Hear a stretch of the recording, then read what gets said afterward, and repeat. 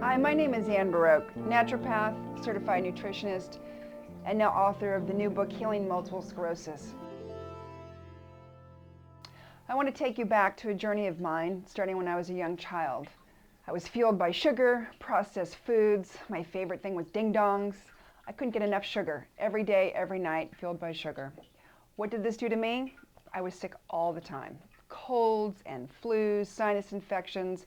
I was in the doctor's office all the time. By the time I was 9, I had had so many antibiotics that I was actually immune to it.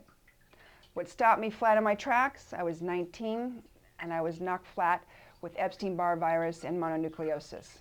Everybody experiences this, but this was different for me. I was down for 2-3 months, but I wasn't getting any better. So at that time, in desperation, I saw several specialists. I was on more than 35 different medications. I was toxic and I was dying. It was then that I got my first exposure to alternative medicine.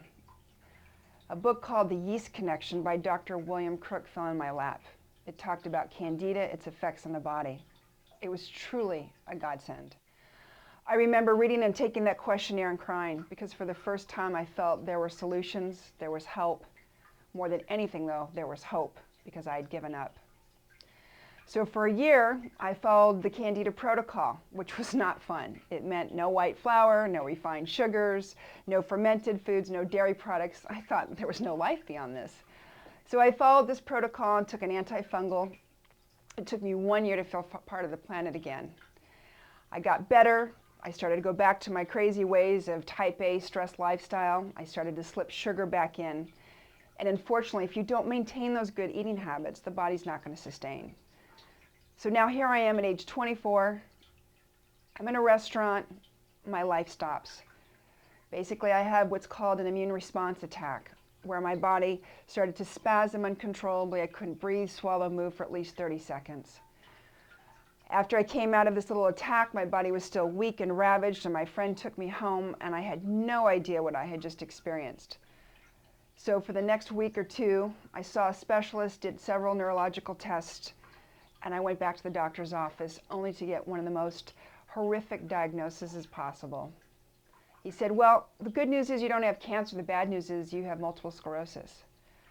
And I just took a breath. I had no idea what this disease was. I just knew it was incurable.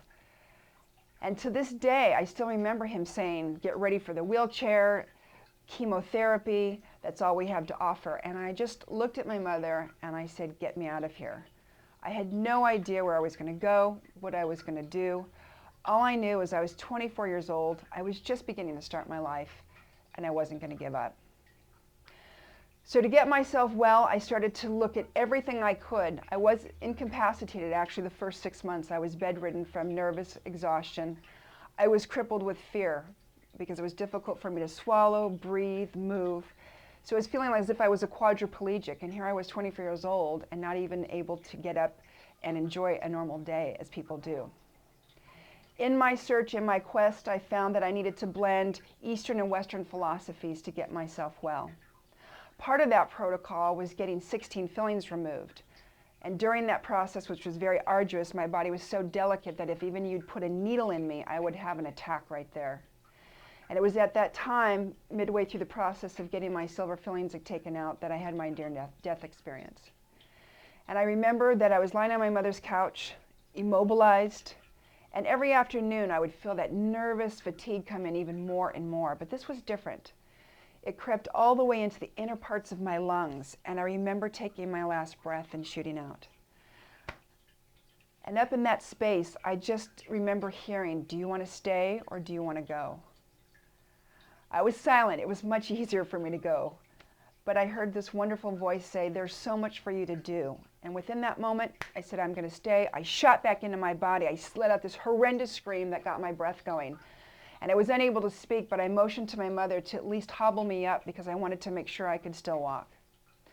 It was in that moment that I chose not to be an MS statistic.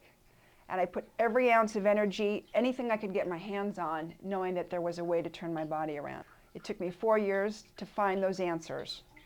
But here I am today, 12 years later, symptom-free, completely transformed. What did it take? It meant I had to address everything, the mind, the body, and the spirit. For if you ignore any of those, you'll never see full transformation, particularly if you're dealing with an autoimmune disease. In my practice and in my book, you will discover that it's essential to treat the mind, body, and spirit as it is the triad of essential good health. Each component feeds the other. We treat the mind because there is no greater force to combat illness than a positive attitude. We fuel the body with proper nutrition to create the essential environment in which to heal and also maintain that health. And we heal the spirit because without it, the body and mind cease to exist and know and enjoy the life that we have before us. Take control of your health and enrich your well-being. You can find Healing Multiple Sclerosis at Barnes & Noble and other fine bookstores across the country. You can also find my book on my website. I want you to know that you have this amazing ability to be able to transform your life, that everybody has that potential, and I wish you the very best of health. Thank you.